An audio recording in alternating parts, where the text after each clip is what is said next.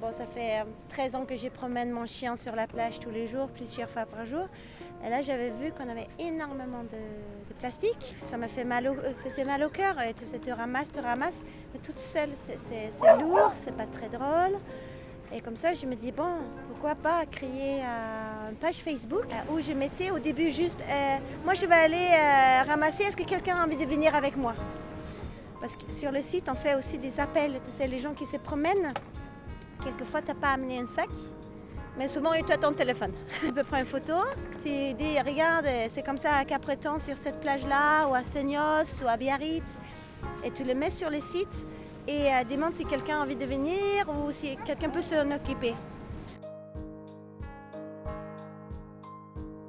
Ça va partir en incinération en toute logique, pas à la déchetterie. Par contre, il faut savoir qu'il y a une incinération qui est entre guillemets, qui va générer de l'énergie. Et à Capbreton, tout ce qui est incinéré va permettre de chauffer. Donc on n'est pas sur une énergie perdue, elle est récupérée. Très bien, oui.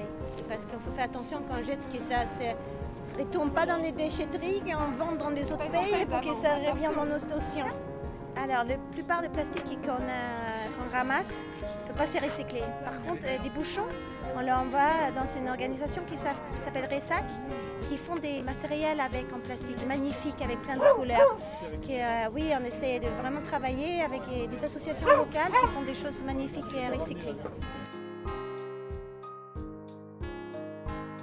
Alors Ressac, ça vient en fait à la base d'un mouvement mondial qui s'appelle Precious Plastic, qui a émergé en 2013 sous l'impulsion d'un ingénieur hollandais qui s'appelle Dave Akens et qui, au regard de tous les déchets qu'il voyait un peu partout, en tant qu'ingénieur, a décidé en fait de miniaturiser les machines industrielles de recyclage à l'échelle du citoyen pour se dire si les industriels n'arrivent pas à endiguer le fléau du plastique, il faut qu'on s'y mette tous.